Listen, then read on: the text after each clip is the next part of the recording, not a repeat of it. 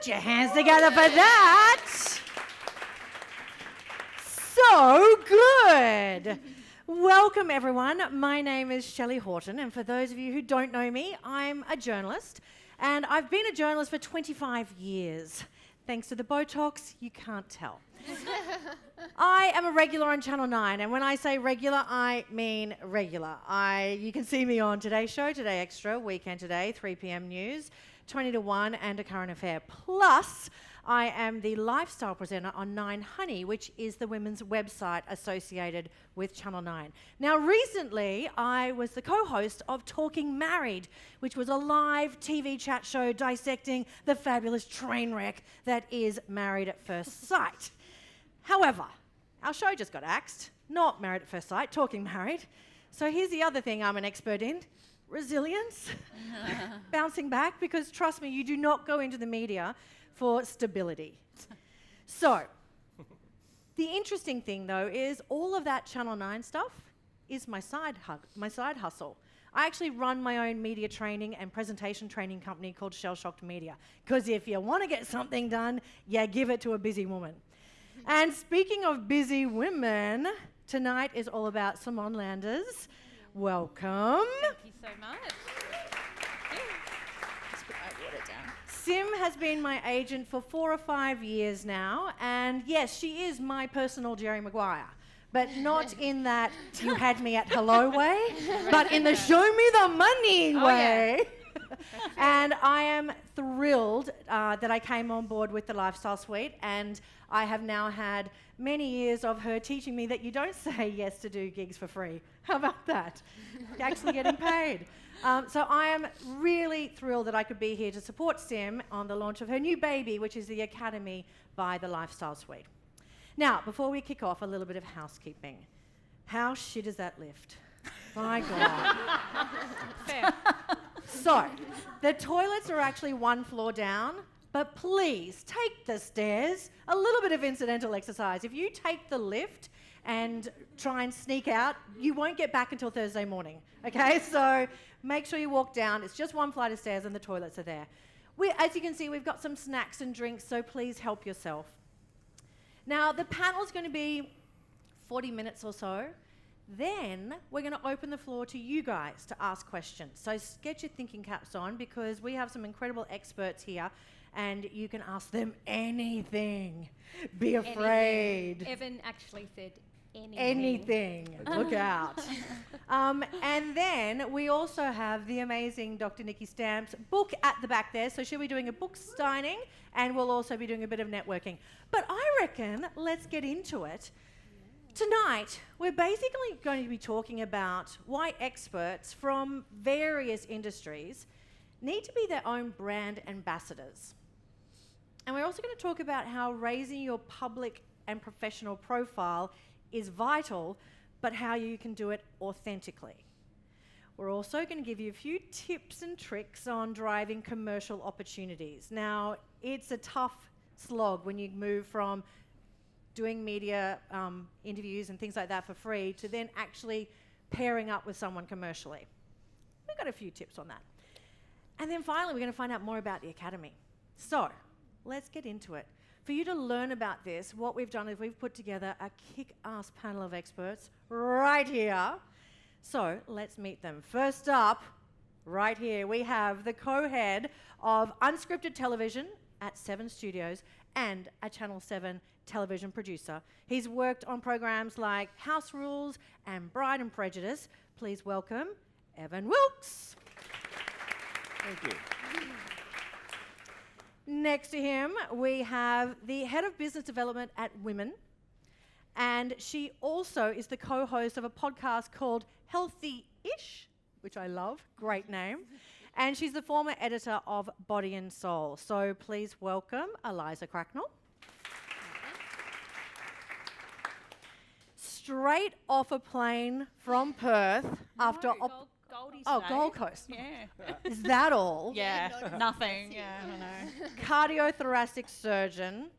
As if that doesn't keep her busy enough, she's written 2 books. One is called Can You Die of a Broken Heart? And the other one, which both are available at the back, is called Pretty Unhealthy. Then on top of that, she's a TV host for Catalyst and for Operation Live. Please welcome Dr. Nikki Stamp.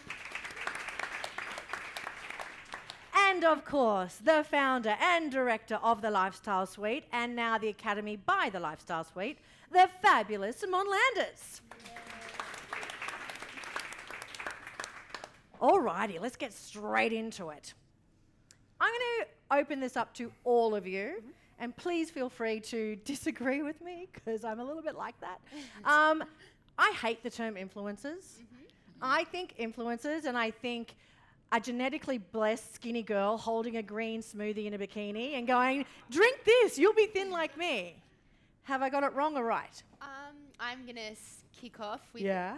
I kind of disagree with you. Ooh. This is the ish coming out in me. I think it's good to have a label. I like the labels because then you can differentiate between an influencer and an expert, which as an editor is super important and super important for our readers as well. So influencers for me are people who, you know, I guess influence people who people like to follow. But an expert is someone who has credentials. They're someone who knows their stuff. They're someone you can trust. And from a content perspective, an influencer is someone who you would say, oh, okay, I don't know, Eliza likes to have a green smoothie in the morning, but an expert is someone that you'd say, this is what is in the green smoothie and this is the benefits of the green smoothie. So for me, while yes, the term, I think we need a term so you can differentiate. Evan, do you reckon influencer is anyone with an Instagram account? No, absolutely not. I mean, in my industry in television, we haven't really relied on influencers a lot until quite recently. Only recently have we started to, I suppose, seek out influencers to help us market and publicise our programs, because people are so sceptical of the ways that we usually do it. So we see a value in influencers because an influencer tends to talk more directly to an audience. So we do see a value in that, and they talk directly to a specific audience. And we are often after a specific audience. Although we always want to be broad, we do look to target certain audiences. So I don't think it's that much of a dirty word, but I work in reality TV, so Yeah. it's hard for me to judge anybody as a reality TV producer. I'm very forgiving of any person in any circumstance. So, look, I do see value in it. How much longer that's going to last is really questionable. How much longer a lot of that social stuff's going to last is questionable. That's a whole nother discussion. Yeah. Just I know that we in the industry of television have been discussing it a lot. It's a big problem for us. Yeah. Social media is a massive problem for TV. Problem? Massive. Or No, why? massive issue. Yeah. Why is it a problem? Massive problem. The vast majority of our issues from our television shows, I'm talking specifically reality TV. Yeah. The vast majority of our problems come out from the trolling of our talent. Yes. Yeah. Okay. The actual show, The people, couch people, critics. yeah, the actual show, people are okay with that. The experience, they're okay with that most of the time. Not Yeah. all the time, but most of the time. It's the trolling that is the bit that really hurts. Yeah. And I get it. And it does. Oh, Yeah, absolutely. I wouldn't be able to handle it, and I've got Yeah. a thick skin. As I said, I've been called all sorts of things, but I wouldn't like it at all. It's Yeah. horrible.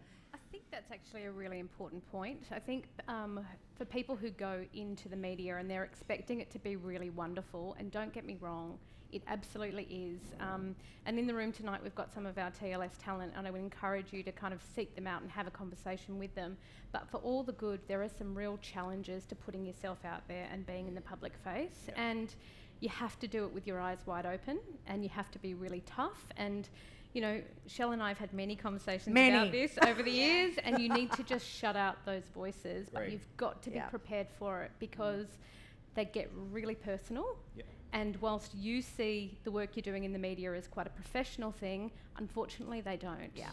So you've got to be ready for that, and you've got to be really resilient and able to handle it as well. That's part of readying yourself, I think, for that kind of activity. So, Nikki, would you straddle the term expert and influencer? I think influencer has a lot of negative connotations, and some of them are fair and square. Because I think while we like to think that an influencer is someone who just, shows what they do, I think a number of influencers have realised the power in expertise, and they are incorrectly dipping their toe into that, expertise. And it becomes very confusing for the public as well. I mean, everybody. Yeah. Sometimes it's really hard to work out what is someone saying, I've done this, worked for me, I've done this because I'm paid to do this. Yeah.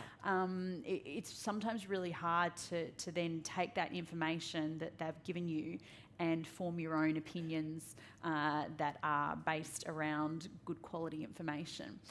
Having influence, though, being influential, I think can be a good thing if it's done by the right person in the right way. Yeah. Okay. You sit in the fence. Only because You're an influential expert. That's why. that's because I'm professional. So, Sim, you say that there are 3 elements to making someone an expert. What's that? I think that there is certainly qualification. So when it comes to medical and health, that is not negotiable. So what are their qualifications? Where do those qualifications come from? Is that tertiary qualification reputable? Does it come from the right kind of university that is accredited in all the right ways? So that's number 1. It's experience. So how many years experience does somebody have in their particular field or in a particular area of study? Can they back that up with evidence? For us, it's very much about evidence basis. So that's a really important part as well. And then I think keeping current and relevant. So it's not good enough to have been qualified and have had experience some 10 years ago. How are you keeping current and relevant, and how do you maintain your expertise? So I think they're the 3 key things. Evan, when you're looking for expert talent for your shows, such as psychologists and people like that, what are you looking for?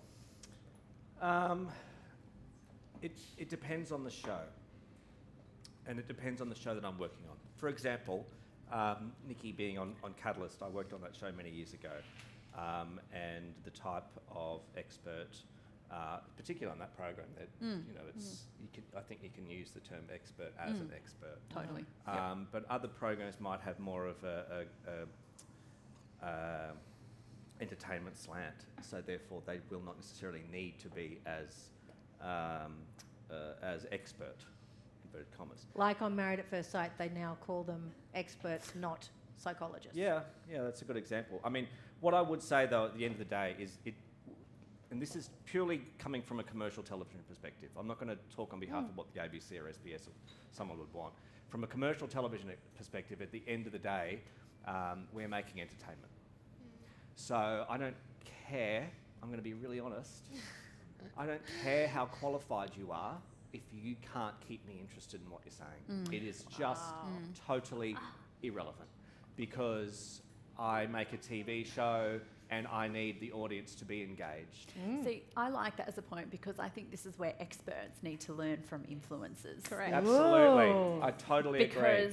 Because you, in an ideal world, you would have the best of both worlds. You would have... Yes, so that's here's the story. holy grail. So Agreed. before Catalyst, before I did Catalyst, I actually still have this saved, was an article published in a newspaper, who shall remain nameless, saying... this is going to be shit. Oh, sorry, I come with a language warning. Sorry, I should have said that earlier. It's not going to work. There is no way you can find me, a scientist or a clinician or whoever, who can carry a TV show. And I went, bring it on, bitch. And I'm not saying, that I did like the best job ever, but I think it was like, actually, that's the skill. That's the translating that, is what you really need to do. Agree, and maybe I think me saying entertainment and I've got to be entertained isn't quite the right word. No. I'm saying that from a commercial perspective. I guess what I'm saying is you have to be able to get a message across in a way that is palatable, interesting, you feel invested, engaging, you've got emotion about it. If you can't do that, it is pointless. Yeah. Because all that's going to happen, and this is regardless of whether you're on SBS, ABC, or the fantastic Channel 7, people are going to... Not fine at all. Not so fantastic at the moment. People are Guys, going to can I switch get you to just horseshoe back a little bit? Because I kind of feel like can't even see. Yeah.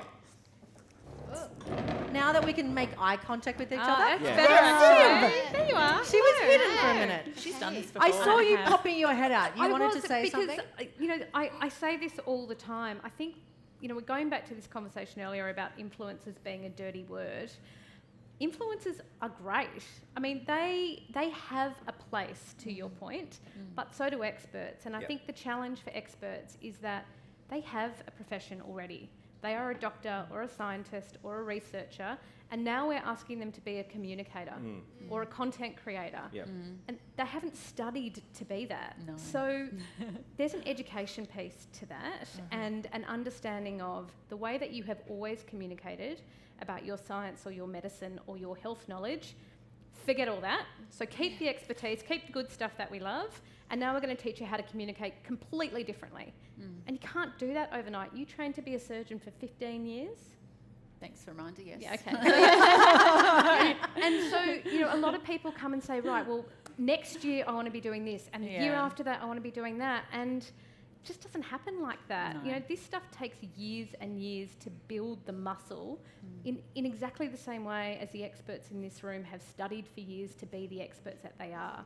So I think that there's a real need for people to recognise and realise that, and I think once you become a great expert, then start to become a great communicator, and that's when you can start to pull the two together and become the type of talent that Nikki is, that the talent in the room are, and that Evan is looking for when he wants to engage and educate audiences at the same time.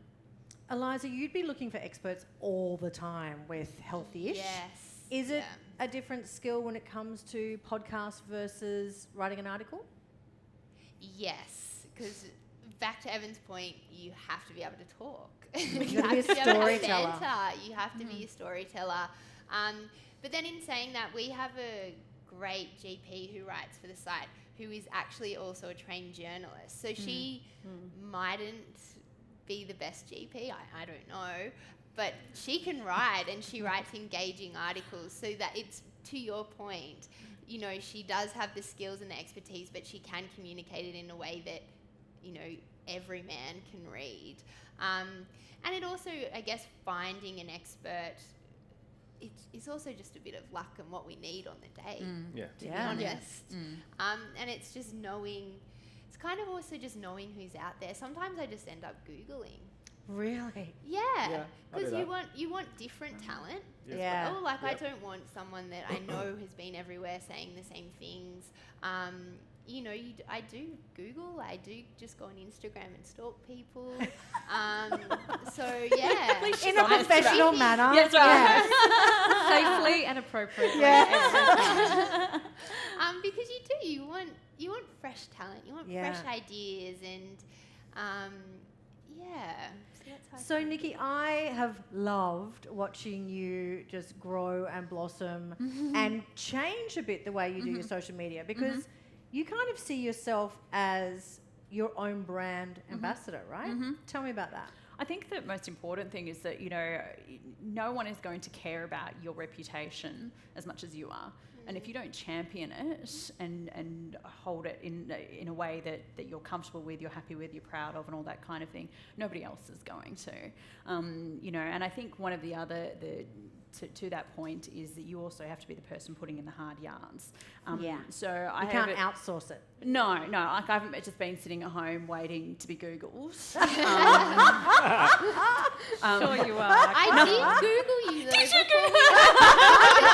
So did I. I've definitely gone down a Nikki Stamp Google Rabbit hole. Yes, I have, and you still. Was there anything interesting? Is there anything I should know about? Maybe we should take this offline. Yeah, but- Yeah. No. One of the first things I learned about being on TV is never Google yourself. Trust me. Now, Sim, you talk about building blocks all the time. I What do sure you mean do. by that? So again, it kind of comes back to what I was saying before. This stuff doesn't just happen. You don't all of a sudden burst onto the scene and you're on TV and you've got the book and you've got the podcast. But the way that happens is through building blocks. So I think the first thing is, what is your brand? So one of the things that I love about what Nick has been able to achieve is she's really clear on 3 key fundamentals. One is talking about you like you're not here. I'll Sorry. just, sorry, I'll just tune out. It's not at all weird. This is my brand and this is my positioning, and I never waver from it. I know exactly who I am, I know exactly what I want to talk about, and I know exactly how to do it. And if people don't like it, this is who I am. It's evidence-based, it's expert-led, and she goes down that path. She's also really clear on where she's trying to go. This is what I want to achieve, this is where I'm trying to get to. I'm not going to get there tomorrow, but I know what it looks like. And I think the final thing, this is what I see reflected in your social media, is you're completely authentic. You're not trying to say the things that you think people want to hear. Often they're the things people definitely don't want to hear. But that's reflective of your personal brand. Now, that may not work for somebody else because it's not their brand. So I think get the positioning right, know where you're going, and then be really authentic. Once you have that, then you start the building blocks. So if you are really skilled as a writer, start there. Start writing articles, reach out to Eliza, start getting articles commissioned, wait for it, for free. Build your portfolio. If you were a model or an actor, you would have to build a portfolio before you could start getting work. It is exactly the same. Don't expect to go on the Today Show the first time and they're going to throw $1,000 at you. They're not going to pay you for a very long time because you are getting Preferably more... never. Preferably never. Not these days, anyway. I think the idea is that you've got to build that portfolio, you've got to build your skill set, you've got to build your experience, and then once you have created a value to what you do, that's when you can start charging. I know we're going to get to that as well. No, that's fine. But in terms of the building blocks, I think start slowly and build the portfolio, and then you use each piece to get you the next piece. So, for example, you do 3 pieces of content. I can see Reece smiling because we've had this conversation so many times. Build 3 pieces of content. You then take the 3 or 5 or 6 pieces of content and you go to a publisher and you talk to them about your pitch for the book, and they say, show me some examples of your published writing, and that's what you show them. And then you decide that you want to get some speaking events. You're quite a good speaker, you've got your message right, you've got a book that you can sell, and you go to someone like the wonderful Keith from Inspire Speakers, who's sitting here in the audience, and you talk to him not only about your expertise, but all of a sudden you have a... Keith, what do you say it is? A story to tell. And then you use those speaking events to go to the podcast producer and you say, I've got the book, I've got 3 or 4 articles that have been published, I've been doing speaking gigs all over Australia, I'm ready for a larger audience. And that's what I mean about the building blocks. And it's quite circular. So, you don't start here and then you definitely go here and then the next... It's not like that at all, because you just don't know who's going to read or listen or watch you, and then what they want to do with you to take you to the next step. So what can sometimes happen is you start here, you go to the next one, and then all of a sudden it's happening all at the same time. And that's what we're trying to achieve. That's that brand being everywhere, and all of a sudden you are known as the person in your space, and you're the go-to until they start looking for fresh talent. She starts Googling. But it's quite interesting that you say that it gets built, because I do get quite a few questions from people, particularly in a health space, asking, I want to write a book. And I'm like, cool, do it, but you have to start somewhere. It's not that common to just, people sort of will look at, say for me, look at my story and go, oh, it just happened overnight and it just kind of fell into place. And there's elements that have certainly been right place, right time kind of thing, but there has been a lot of work. There has been a lot of free work. There still is free work, not for you now. But there is. It doesn't happen overnight, and there is a degree of building this brand, building your I suppose your reputation as someone who can do this. I did Sunrise once a week for a year, right, before I got paid. Yeah. Then I got paid. Yeah. Didn't stop getting paid, But that's kind right. of what it was. Yeah. That's real life. Yeah. So when it comes, have you guys, is there anyone who pops to your head as someone who has done a really good job of building their brand as an expert and using social media and getting out there? Is there... Yes. I feel like there's a few that we've worked with on Body and Soul. Lindy Cohen springs Yeah. to mind. Yeah. Yeah. I think she's done a great job. She used to do quite a few free things for me. Can't get that anymore. But she was great. She is great because she has the expertise and the education, but she also has a great story.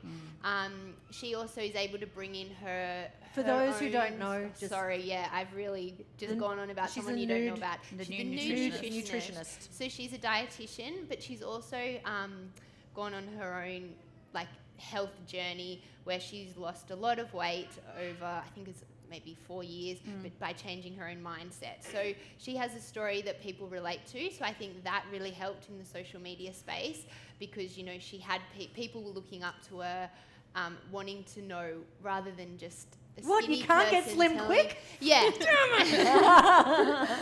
I not what the know, that's influencers still what say. everyone wants. But, you know, people were looking up to her.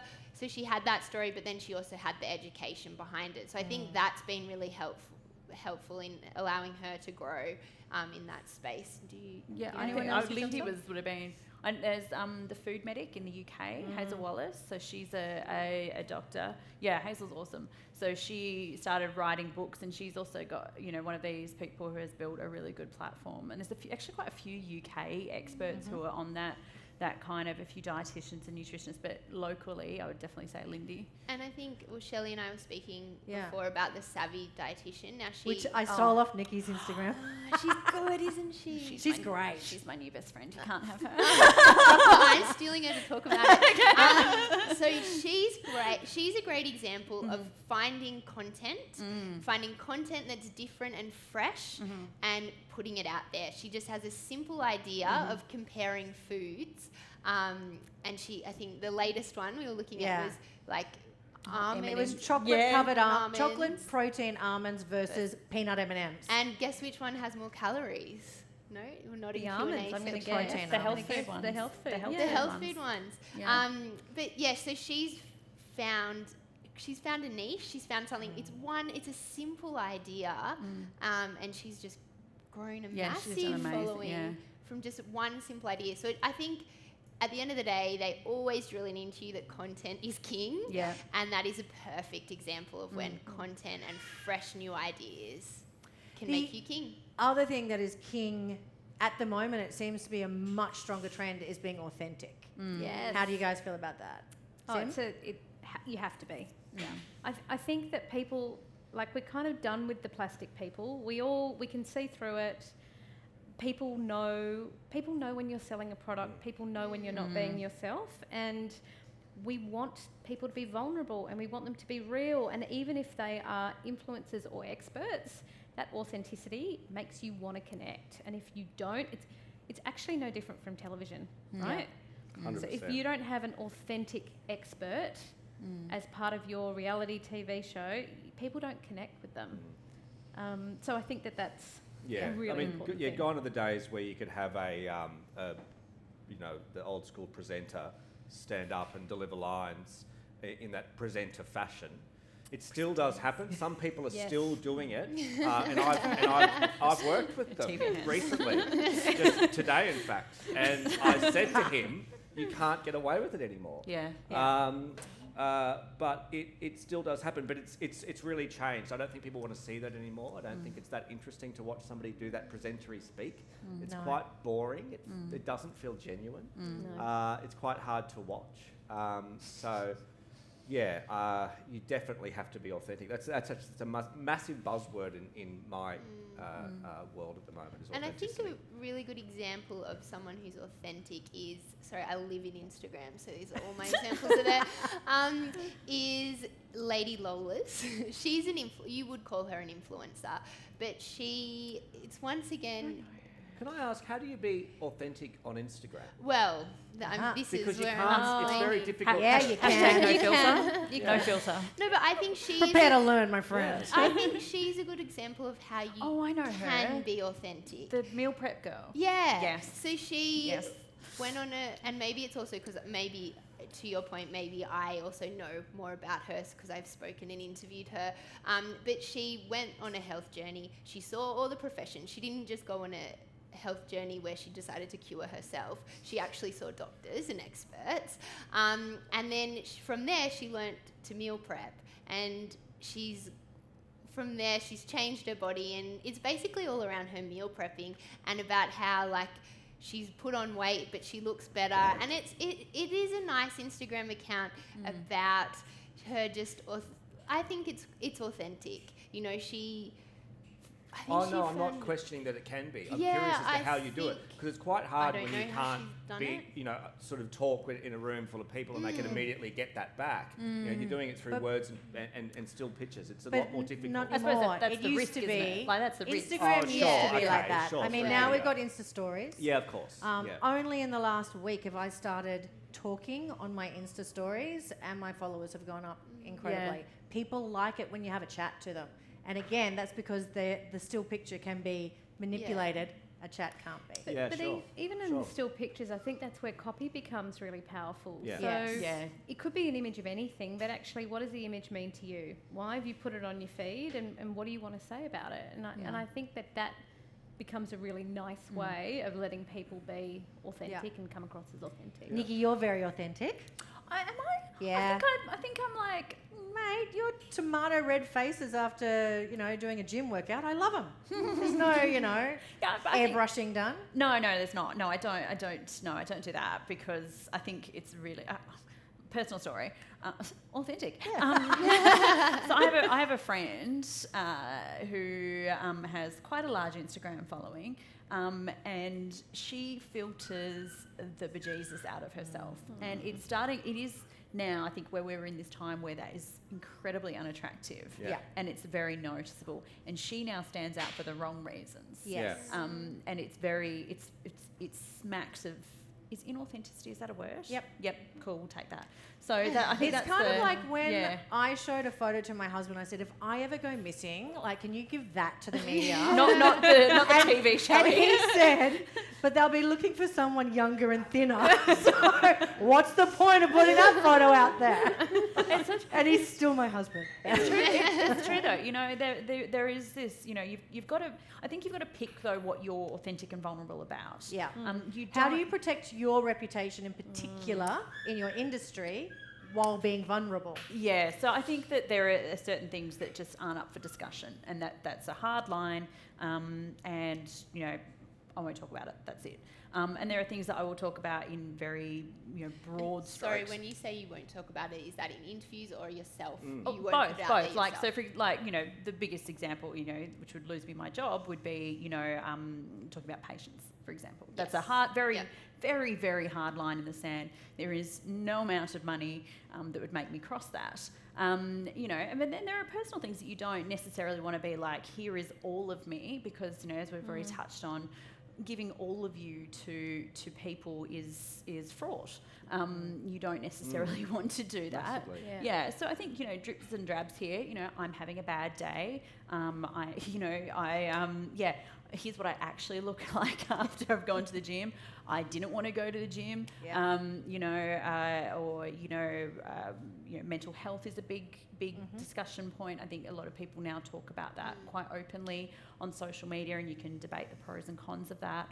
So I think that there's things that you've got to be comfortable with what you're being authentic and vulnerable about. And you, particularly if you're in an expert space, you need to be mindful that there are certain things that are not appropriate and they shouldn't be shared. Because if you lose your expertise, so if I lose my job, for example, let's say I go posting, and this does happen, people post intraoperative photos, so surgeons have lost their jobs doing this. Wow. Yeah, very, very naughty. And if I do that, not only does it cost me my day job, which I've worked incredibly hard to get to this point, but it also undermines my I call it my second job, because part of the I suppose appeal for me is that I have the goods to back it up what I say. Yeah. So if I lose my job, or that I don't work in that space anymore, that kind of undermines my expertise. So yeah, you need to be comfortable and mindful and professional. And with your book, Pretty Healthy, Pretty unhealthy. Pretty Unhealthy. We can be pretty healthy later. That's the journey. That's the journey. What would That's be the- the yeah, that's the what sequel. would be the nutshell that you can share with everyone about the book? Well, I think it's kind of relevant to some of the discussion here tonight. I think it's about sort of unhooking this reliance of imagery, it's a very specific type of imagery. Speaking of influences, of the thin, fit 20-something holding a green smoothie, that equals health, because it doesn't.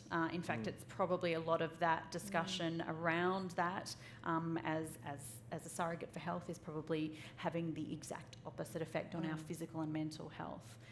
So some of these questions of things that I got, really stuck into while I was writing the book, brought up a lot of interesting thoughts and discussions with family and friends and my publisher about, oh my God, this is driving me mad, or this, here's what I found about this, and I have to say it coloured the way I use social media for sure. Wow. Sim, a lot of people here will want to know about the money and the commercial aspect of it. So how do you turn your expertise and your profile into making some extra cash? Yeah, I think it's a really good question, and I think people kind of get a bit embarrassed about asking it. So I think, first things first, there is nothing wrong with wanting to earn money off your expertise, and there is nothing wrong with wanting to be a little bit famous. Like, I mean that quite openly and honestly, because if you don't want it badly enough, you won't get there, because there's somebody next to you who wants it more than you do. So, the first thing I say to people when they come in to see me and they're looking for representation is, like we said before, what are you trying to achieve? Why are you doing it? And I think that will be one or a combination of the following things. It's that client in, client out, patient in, patient out is not enough for them. They want to be able to educate on a greater scale. Great. They want to create a revenue source that is outside of clinic in, clinic out, patient in, patient out. Again, a really good reason for doing it. They have an itch that they want to scratch, which is about kind of being out there in the world. And that's what I mean about wanting to be a little bit famous. It's okay. Accept it. Let it motivate you and kind of guide you to where you want to go. And there's nothing wrong with that. So I think all of those things are really important and are going to help fuel someone to get to where they're going. In terms of the money, no one should work for free. Interns shouldn't work for free. Experts shouldn't work for free. And I think it's a matter of understanding when you have enough of the portfolio built that you hold value for somebody who needs you more than you need them. So people say, when can I start charging? You can start charging when you have enough value to do so. And then the challenge then is, well, how do I know when I have enough value? And that really depends on the activity. So are you a great writer? Is the article that you're going to write for Eliza, is that going to get her more hits? Because all of a sudden that becomes really valuable? Or is it an area of expertise that women or body and soul or healthy-ish want to talk about, but they don't have it and they need it from you? That delivers value. So I think it becomes a value conversation, and that can be really hard to ascertain, and your value will climb as your experience and your expertise does as well. How do you know how much to ask? Oh, It's a hard one. Okay, so Ask a lot. Well, Really? You should just ask for way more than what, and yeah, absolutely. Like I stupid negotiate a lot, with people a or lot. stupid a lot, or Keep just talking, a lot? keep Yeah. Yeah, Because I never I do it know. all the time. I'm Really? constantly Oh, so negotiating. interesting. Because I've only been in the role that I'm in for about 6 months or so. I was always negotiating with my staff, and that's another story. But negotiating with talent, I do it a significant amount now. And I can't believe I'm saying this. I would strongly recommend you go for double what you think is okay, and then we'll meet you somewhere in between.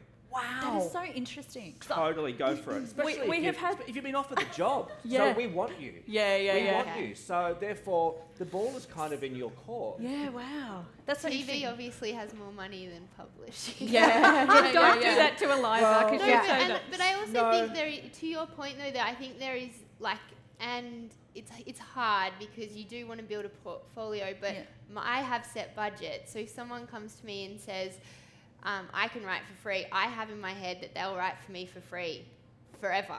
you Yeah. know? Right. So Yeah. if someone comes to me and says, look, I want to get experience, I can write 3 articles a week for this amount, then at least that's in my budget. Right. So at least you'll continue to get paid. Yeah.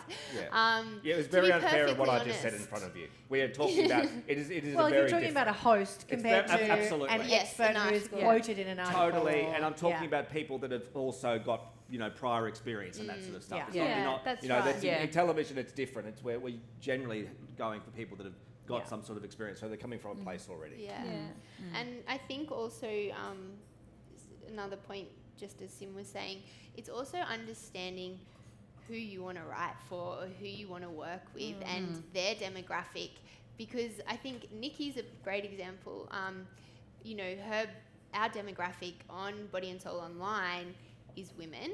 So, a female surgeon who's, a leader and one of the only female surgeons in Australia, that has extra appeal as well for the demographic. So if you understand the who you want to work for or potentially write and where you fit into their demographic and why they're important, your story can also then become a story which is more valuable for the editor as well. Yeah. If that makes sense. When do you need to get an agent, and when can you negotiate for yourself? Asking for a friend. Okay. It's fair enough. Look, I think it's a very personal thing, because I think people love the idea of having an agent. But the reality, oh the my rea- goodness. like, all of a sudden we're taking 20% of your pay Yeah. straight off the bat before Yeah. we even start. Okay, from $1, we're taking 20%. So having an agent is great in a couple of different circumstances. One is where you don't have the time to manage it on your own and you're losing opportunities as a result of that. Nikki's a great example. She's in surgery 4 days a week, if not more. She doesn't have time to field calls and emails and so on from people. So that's one really good way to look at it. When you don't feel comfortable asking for money or putting conditions out Yes. there, Yeah. Same. I'll do it Right. for free. It's fine. when you're ready, like you've got to have a think about what's. I know this is going to sound crazy, of course, coming from the agent. What's in it for the agent? So when I take somebody on and they're a developing talent, it can take 18 months till I earn anything off them. So that's 18 months of me working with no pay until they're ready. So have a think about it. When you're wondering, am I ready now? Do I have the tools? Do I have the tips, the tricks? Do I know what I'm doing? Can I no longer manage this on my own to best effect? That's when you're ready for an agent. And also when you can find one that matches you, and it's a really personal relationship. So we can sometimes speak many times a day. It's about finding the right person for you. Are your values aligned? Do you like each other? And many agents will just say no to you. That's Correct. right. That's yeah. the other thing. Correct. It's not easy getting an agent at all. I think also, I will never forget this. In the early days, I started working with a particular talent who was amazing talent. And I remember signing the contract. I'll just never forget this. And we were sitting across the desk and we were really excited. And then he got the contract and he pushed it over the desk at me and he said, "I can't wait to see what you do." And I was like, whoa, Two-way street, hold champ. on. And I said to him, this is your career, you get that, right? This is your life. And my job is to help support you and facilitate your success. And together as a team, we're going to achieve everything, but it's not my job, it's your life. And I think that's a really important thing for people to realise. It's a lot of hard work and it pays off, but you've got to kind of put your heart and soul into it as well. And I think this is a nice little segue to talk Yes. about the Academy. Yes, I'm so excited about the Academy. So, so over the last sort of 3 or 4 years, we've had a lot of talent who absolutely think they're ready for an agent for all the right reasons, who have come to us and said, now's the time, I'm ready. And a lot of those people are really good at what they do, and they've already started that journey of learning what they need to, but they are missing something. It could be the experience, it could be the know-how, It could be access to networks and to industry, and that's really hard to build. And so the Academy is our way of working with that great talent and taking them through a program that is going to educate them about everything they need to know. So we're talking, how do you write a book pitch? What does a podcast pitch look like? And don't hear it from me, but let's hear it from the 3 top publishers in Australia to tell you that's what I look for in an expert author, and this is what the pitch needs to look like for me to get it across the line at the acquisitions meeting. And then I can pay you a really great advance on that and a great royalty trail as well. So understanding what the industry is going to ask of you, how to get those opportunities, and then meeting the people that are going to be making those decisions. So the Academy is about bringing all of that together. It's about having a cohort or peer group so people can support each other through this for all the reasons we've talked about. It's not easy, and you do need the support to kind of help you get through it. And who's it for? I mean, everyone here is obviously interested, but have you got a target? Oh, yes, we do. I'm just going to pull this up because this is some of our criteria, and there's certainly more information available to people who want to find out a little bit more about it. So we've got 3 groups that form under the Academy. So we've got health experts, so they are qualified doctors, scientists, researchers that sit within that medical and health space. Then the next group is lifestyle experts, so interior designers, landscapers and the like, coaches, mindset and what have you. And then we've got our 3rd group, which is athletes. And whilst everyone will go through the program together, there's actually going to be some smaller cohort learning because each of those groups will need something a little bit unique along the way. So it might be for the health and medical experts, we'll have somebody from the TGA come in and talk about the code and why it's really important for them to understand what they can and can't do on social media because of the code. So that's how the breakdown will work as well. So how will turning your own profile into commercial opportunities by using the Academy, how will the Academy help them do that? Yeah, so I think one of the things that is so exciting for us about the Academy is that it really nicely brings the rest of the business together. So we have our talent agency. We also have our content arm, which is all health and lifestyle content, and we're creating content for third parties all the time. So Bupa, the CSIRO, and that's headed up by Casey, who's here in the front row. Say hi. And what happens a lot of the time is either through that content business or through the talent business, we've got clients coming to us and saying, I need a dermatologist, or I'm really looking to feature an athlete in this campaign. And for whatever reason, we might not have those guys in our stable. So the intent of the program is not just about building profile. There are plenty of really great programs out there that are all about just getting profile. This is about how do I build my profile, grow my brand, and get and drive commercial opportunities? How do I drive revenue out of my expertise? And so we take people through exactly how to do that, how to join the dots, how to price themselves, how to have those difficult conversations, and or introduce them when the time is right, either to ourselves that the Lifestyle Suite is the right agent for them, or to other agents, our peers, who might be a better fit for whatever reason. And it's not a quick fix. No, it's not a quick fix. It's a 12-month program, and we do that quite purposefully because what I don't want to do is say, here's 6 videos online, go watch them, you'll be ready. You won't be ready. Along the way, you're going to have some really hard conversations with yourself. You're going to have to challenge yourself with your peers. You're going to get it wrong.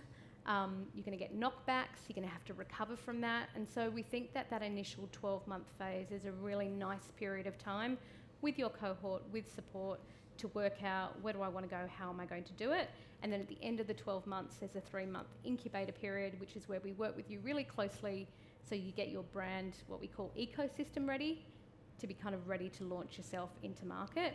And along the way, if the right opportunities come through our business and you're the right fit for it, let's get you involved in that straight away. And that's a way that you can start earning revenue straight away. Fantastic. Well, guess what? It's time for you guys to ask questions. So, sorry, do you want to just run through that? No, we can do that later. It's fine. It's fine. Do it. I'll do it now. All right, we'll do it now. So just on that, we've got our first round of applications closing on the 31st of October. Part of what we do in the program is, as I said, help you build your brand ecosystem, and inherent in that is getting headshots and maybe doing show reels or doing some media training, whether that be online media training or face-to-face. So what we're offering people is if they put their application in by the 25th of October, which is 10 days, then we'll give them a $500 credit that they can put towards those types of activities, because we know that it's a really important part of it and we want to support everybody in doing that. Okay, now we'll go to Now we'll go to questions.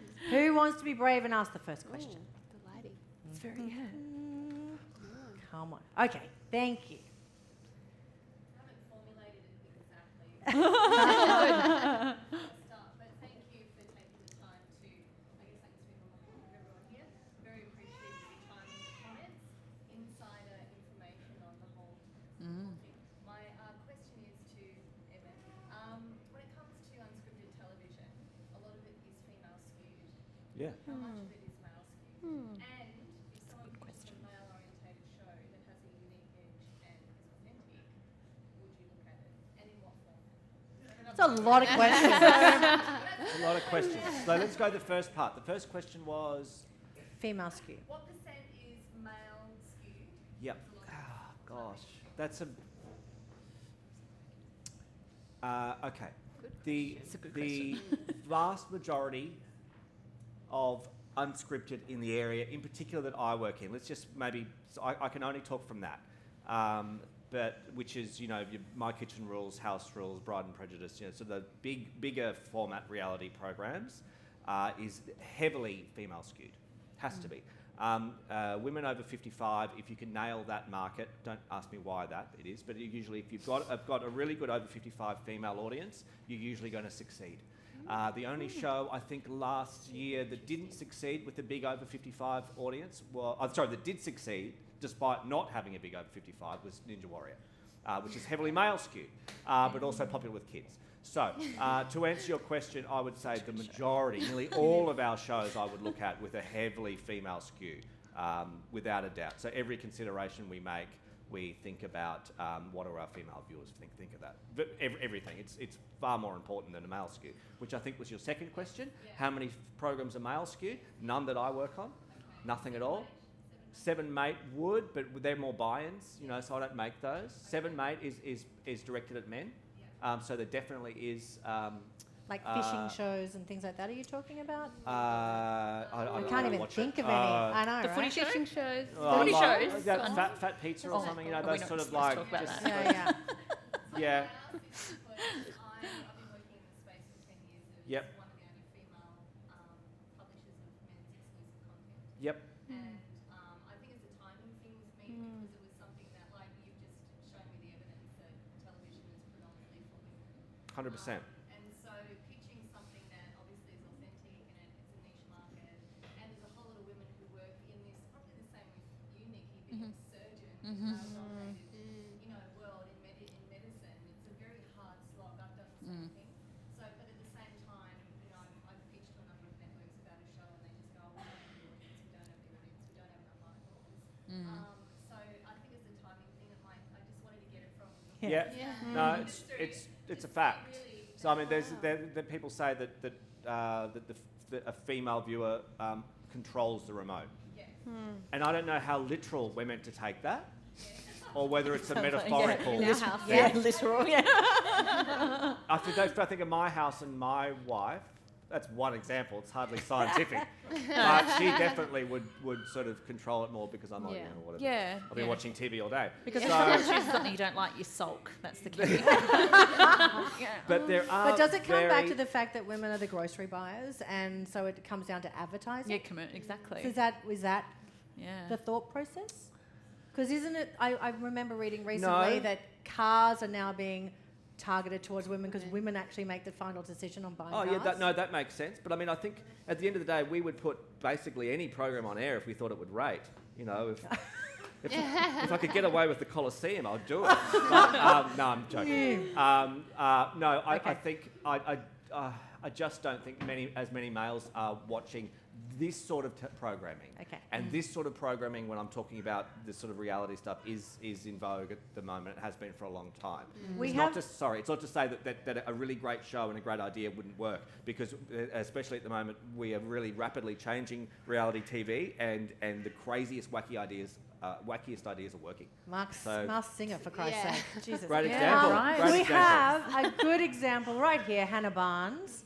Can you please give us some input? Yes. Oh. Well, I actually have a question for Sim. The Academy sounds amazing, and nothing like it exists in Australia at the moment, so it's an incredible opportunity.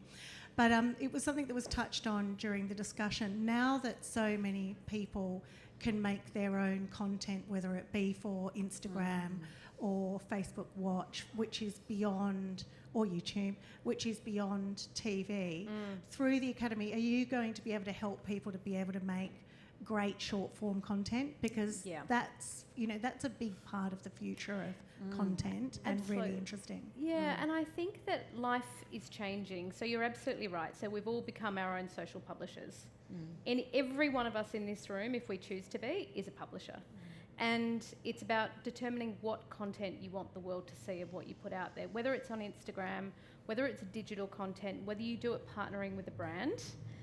You can absolutely control that now in a way that we couldn't 10, 15, 20 years ago. It was literally about sitting there waiting for the broadcaster to decide that they wanted to commission the show that you were a part of, and that's not the way it is anymore. And actually, there are myriad examples of people who have kind of gotten off their backside and done it themselves and created content that resonated. Catering. I mean, the those catering. girls Yeah. just Yeah. decided On to get up ABC. and do it. Probably not very well to begin with, but it was good enough to get a show commissioned. So, And Tanya Henderson is a good yeah, Yes, Hennessy. comedian. Yeah. Great And example. Kristen She Hull, who's yeah, fantastic. just such good YouTube channels where they're Yeah. creating their own content, and then they get picked up in radio deals.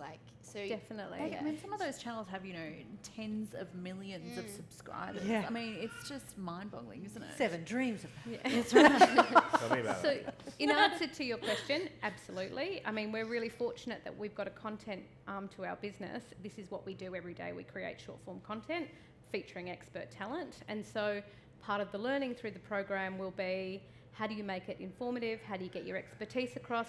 But how do you make it engaging in a way that people actually want to watch it? And once you have an understanding of that, it actually becomes quite easy to do. So, yeah, absolutely. Any other questions? Come on, be brave. Yes? A quick question. In the sphere of influence and expertise, as Sim mentioned, I'm in the business of recommending speakers. So that 45-minute keynote speaker or an MC, which we just booked you recently for Women in Finance Awards. And I loved it. So I guess what I'm thinking of is, if you get the book, you get the content, you're on TV, you're comfortable in the media setting, how difficult do you find that part of the game in terms of being an MC, or I've booked Joe a few times as well, being a speaker where you've got to speak at a conference in Melbourne on a 9 o'clock on a winter's morning to an insurance crowd who are just all sitting there with their arms folded, and you've got to engage and you've got to entertain and you've got to influence. Like, being an expert is one thing, but being, like Sim said, in our business, having a story to tell is one thing, but you've got to tell it well. Yeah. Like, all the speaking work goes to the same 40 or 50 people in the country, and there's hundreds below that who don't get, who are trying to get to that level. But my question is that how difficult or not so difficult do you find that part of the game to master? You asking me? Yeah, Sure. I've booked you, and I've yeah, booked, okay. and No, I've no. booked Joanna as well. So. I would say for me that it's probably my favourite bit, because I have been slogging away in the media for 25 years. And so doing the TV and stuff like that is not as exciting as it used to be. And when you get live eyeballs at you and it's the board insurance crowd or something, it's like, oh, really? Yeah. Bring it. Let's see what we can do here, And I think it has to be something within you that you like public speaking, or that's something that you want to practice and something that you want to, become an expert in. I absolutely love it. The Finance Awards was probably one of the most fun nights I've had. Can you imagine even saying those words out loud? Yeah. They had no acceptance speeches. People got their award and walked up a red carpet to their favourite song. Oh my gosh, Like, it was amazing. really cool. Like, it was great.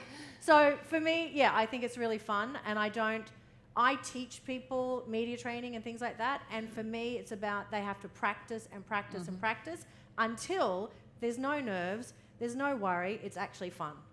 And I think... Sorry, you go on. I think also if you love what you do and you are an expert, you are interesting. Yeah. You know, I think we've had, definitely on the podcast, we've had, you know, big names, and then we've had, I will never forget one of my favourite guests after you, Nikki, was this meditation teacher. I don't know what I would he's listen to done, that. and he was amazing because he had an amazing, you know, he did have an amazing story. Yeah. But he also just loved what he did. Yeah. And I hate meditation, and I was interested. For 10 minutes, he captivated me. Yeah. So if you love what you do, The you passion will comes be out. interesting. Yeah. I think that it's a really good point, though. It's another sort of skill to build on. But you can make that what you like. You can be like Shelley and feed off that. Like, here are people who are going to engage with me, or you can be like, oh my God, this is me talking for 45 minutes, or, you know, an hour next week. You know, it can be really daunting. But if you get that I vibe off it. I think that's a personality type as well. Yeah. I would just say, though, if you hate public speaking, don't let your first foray into the public domain be public speaking. Yeah. like play to your strengths. So if you're a wonderful writer, start there, and then turn that story into It's a presentation. It's confidence, and you That's build your right. confidence, and the more you tell your story, the easier it gets. So That's right. it's one of those things as well. We had another question directly behind you, Keith. Hi, I work in PR at Edelman, and this is probably going to be a rambly question, so sorry. Go for it. One of the challenges that we face is that the Australian media landscape is changing. Some people say it's shrinking. Where media houses are merging, newsrooms are shrinking, and a lot of, obviously I see the benefit of having experts contribute, and a lot of those are sort of dedicated contributors. No matter sort of whether you're established or sort of up and coming, what do you see, or where do you see the value? Do you see the value of sort of getting in with one publisher like Nine, like Shelley has, or with News, like working with Eliza, or is it better to be channel agnostic? What would be your... I love that channel agnostic. I'm going to use Definitely that. work in PR. I love it. I think that there can be a danger in aligning yourself with one network at the exclusion of all other opportunities, because, to your point, the landscape is changing so rapidly, and if you do that and that doesn't work out, then what? I go back to the building blocks. Don't have one thing on the boil, have 5 things on the boil, and help them all contribute to growing your profile and building your brand. Now, if one of the big networks comes along and offers you $1 million contract, well then of course that's not the right advice, but it's going to take some time before that happens. So as an expert or somebody who is growing their profile, absolutely spread that far and wide. If somebody wants you exclusively, they need to pay for you exclusively, and so that's where that kind of conversation comes into play. And it's to your point that newsrooms are shrinking. Newsrooms are shrinking, so if you're an expert who can write, you will get work. Yeah. I need content. I punch out 8 stories a day. I need content. Oh, So ow. if you can write it, Sorry. That's a journal with me. you know, if you can write it, bring it. And sometimes you change networks. Like, I was at Channel 7 for 8 years, and then I got headhunted to go to 9. But I'm in a particular position where I give opinion pieces. I'm not an expert who could be called to talk about, you know, the latest health or the latest diet. So it's horses for courses as well. I'd love to go everywhere. They just won't let me. Yeah. And also, I would say, speak to different publications, see what works for them. see what they need, see what makes them click, see what their audience wants. Because it's easier to spread yourself out and make a niche at different places if you know that they want different things. You could be writing for men's health on, I don't know, mental health, or you could then write a body and soul about, I don't know, some, you know, food. But, you know, finding what different publication needs is going to help you as well. Yes, another question up the back. Do you want the microphone? I was just wondering about what the value is of building your own blog versus contributing pieces to, as you say, different I'd media. start there. Yes. I'd do definitely it. start there because Yeah. make your mistakes when nobody's watching is kind of what I would say, because you don't just wake up one day and all of a sudden you're a brilliant writer. It takes skills. So start with your own blog. If nobody's reading it, don't worry. Make your mistakes there, and when you know that it is ready and good enough, that's when you should start putting it out. I think a lot of the talent that we work with, you know, they're also really protective of the stuff that they keep for their own blog, even though they have other opportunities outside of that. And they're really protective of that because it's theirs to own. And you own it if it's on your Yeah. blog. If you write it for Eliza, then she owns it. So you need to keep that in mind. If you're considering of writing a blog that may then you might collate it all for a book, then you can't be selling it here, No, there and that's everywhere. right. And it also, you think of your blog, that's like your LinkedIn profile. If I'm Googling, I come to you, I get examples of your writing, I can see that you can do a good job, you get a job. Eliza Google little here. Yeah. Oh, that is very good. So good. Any other questions? Also, just about media training. Yeah. So I guess the message I was trying to get out was with a book, and I really had trouble. So I got invited onto a couple of shows. Yep. But sometimes it was sideways, and I didn't want to push myself in front of the person who had invited me on to promote her book, for example. Yep. So how do you balance? Like, I think I need a little bit of media training. I don't know how to balance not putting people off with getting the message across. Yeah. Look, the lady to ask about media training is this lady here, Shelley Horton. Who That's my is- full-time job. Yeah. It's But it also will be part of the academy.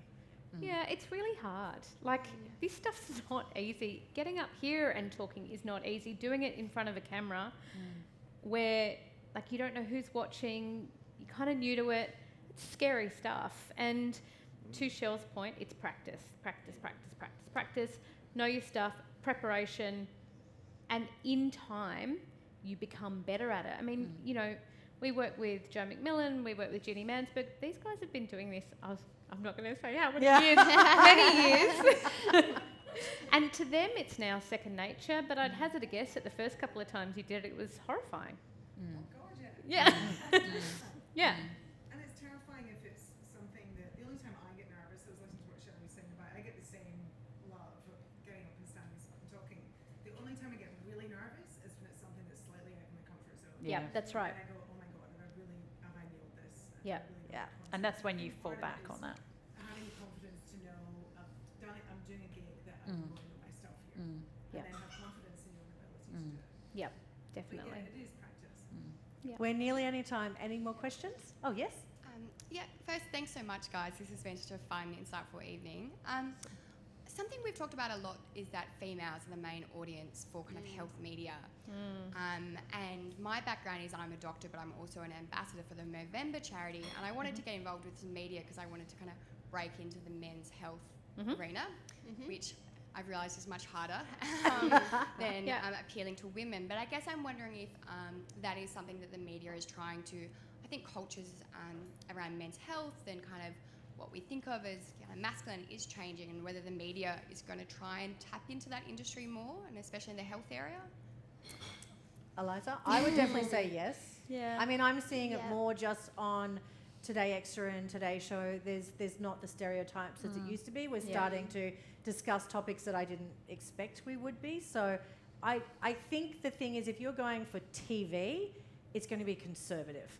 So, Yeah. you know what? Make some of your inroads through podcasts, through radio shows, through other avenues that will, again, build until TV then goes, oh, okay, this is new, but I might give it a go.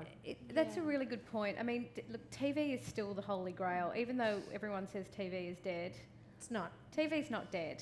It is Well, still... and I just on that, we are making more content now than we've ever made Yeah. because we're now making it for other platforms like Netflix, and Seven Productions makes it for Netflix. That's Sorry it. to interrupt you, Sim. No, but no, like, no, we're it's making everywhere. way more. We've got way more on our slate than we've had since I've worked in television, and that's almost 20 years. Like way more. And now TV also has their own websites and they have podcasts, and so Yeah. there's so It's much not more dying. than we were ever doing. I would say, though, that before you try and sell your concept to a third party, like a network, there are other ways that you can create content with partners, whether that's in the form of a book or a podcast, where people opt in. So the minute somebody opts in, they're already interested. The minute you go to someone like a broadcaster, they've got to satisfy hundreds of thousands of people who might not have that same interest. So the challenge for them is far greater than trying to go through a medium where people are going to opt into your content straight away. So do you mean doing your thing and having people approach you rather than... No, your target will approach you. Oh, okay. So if you Yeah. want to reach men, your podcast is made for men, and they'll Correct. listen to it. Yeah.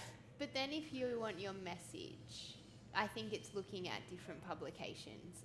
So if you were pitching, so Body and Soul print, that has a lot of male readers. So you would then pitch your idea to the editor of Body and Soul. But I work in women, and that is women. And so then you would change your pitch. You would then say, hey, I'm an ambassador for male health. Here's how women can help men, or here's how women. Here are the signs for you. So it's finding an angle that allows That's you a good to point. talk to all different audiences. Ironically, has been the most feedback I've had of women saying, Yeah. thanks, I'll teach my husband this. Yeah. Not Yeah. exactly Yeah. what I wanted, but I guess still the outcome But is that's hopefully yeah. Correct. But that's not That's what not they're a there. reflection necessarily of the media, but of just how our crazy society works. Yeah. That's how a lot of men get their health care and their health messages. And it's why that if a man gets divorced and remarries, his health is actually fine because now he's got someone to look after him again. There you Bloody go. Fun man. fact. And also why I don't want a male gynecologist telling me about my ovaries. I want a female voice. So I think you have to also look at horses for courses for that as well. Yeah. Sorry.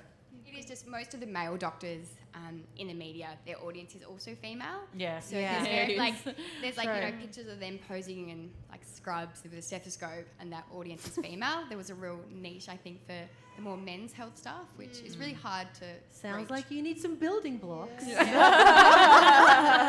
has got legs. I love it. 2 more questions because I saw 2 people put hands up, and then we're going to wrap up. So there was one here. Oh, one more question? No, if anyone else wants to take my place, because I'm being a bit greedy tonight. Did you have a question? I think it was somewhat answered. My question was for Sim and maybe for Evan. Do it. He'll project. I'm a publicist as well, so. Yep. How much of the academy is future-proof? Because whilst Evan, you've said Channel 7 and TV are making more television than has ever been made. Experts like yourself on the other side of the world are telling us that the television in its current format is dead. Yep. And we're now Yeah. moving towards a subscription-based platform. And yes, That's what Yeah. I mean. Yeah. I can't tell you where Channel 7 is going to be in 10 years. I don't think it's going to look like the way it does now. Network No. television could die. exactly. So Right. Totally. therefore, Totally. Totally. So, sorry, it's a two-pronged Yep. question. yeah. Would you not then advocate for your talent to invest more time and more energy into creating their own content 100%. for universally accessible platforms like YouTube? 100%. And look, I think I joke TV is not dead and it's still the holy grail, because for the moment, to get an audience in Australia, the quickest way to do that is still through commercial television currently. But if we look at the modules on the Academy, I mean, we probably have 25 modules across them, and broadcast TV is one of 25. So I think, you know, podcast, publishing, editorial, content creation, you know, speaking, all of this stuff forms part of your brand and your profile, and TV is one part of that. So you're absolutely right. For all see, the cheer squad over there Endorsed. But the other thing with the rise of other platforms is that it's more open to more niche programming. If you watch, say, 7, 9 and 10, they're pretty broad. It's very rare you get a niche program that's directed at a smaller group of people. You go onto Netflix and you can have a television show about growing flowers, a reality competition, or glass blowing. Glass You blowing. know, Oh, the glass like- blowing. That's exciting. That's exciting because it means that we can have a specific audience, and we can create a program that then can be watched around the world, rather than going, well, we have to do everything for everyone, which is generally what we do on Network TV. But is not a platform like Netflix or Amazon, you know, Prime, is this not all superfluous? Is YouTube not the holy grail? But if it isn't YouTube, I think it got a depends who subscription you service are. now, Yeah. don't they? As Oh, well, you don't they? can. Yeah, you Yeah. can premium. Yeah. Yeah, so I mean, you can Yep. YouTube, Patron, Yeah. Patron, sorry. I think it's really individualised. I think you need to think about, where is my audience? Who are the people I'm trying to talk to? Now, if your audience is 20 years old, they don't watch commercial television, they're only watching YouTube, then that is the best place for you to place your energies and to create content for that. The other thing I would say is, don't create content for one medium and then create the same content for another medium. Create the content and then think about how it can apply to the different media. So it's something we do a lot of in our content business, is how do you get one piece of content and how do you extrapolate that across 45 different platforms. That's right. Yeah. And I would advise you all to be doing the same, because creating that content is the hard part. Extrapolating it to fit certain media and audiences is the easier part of that as well. Well, we are out of time. Can you please thank you. our incredible panel of experts?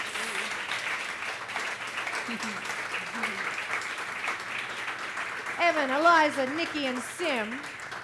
Right now we're going to have the fabulous Nikki signing books at the back, so please go and buy a copy and sign away. Any questions you have about the Academy, please come and ask Sim or any of the other Lifestyle Suite girls who will be helping. Yep, Maddie, can you put your hand up? Put your hand up. You can So speak to Maddie. just come and chat to Maddie or I if you have any questions about the Academy, or you want us to send you a prospectus, or you just have questions you didn't want to ask in a public forum, please feel free. Thank you so much. We have about half an hour for networking now, so it's time to mingle. I've loved being your MC. See you soon. Thank you.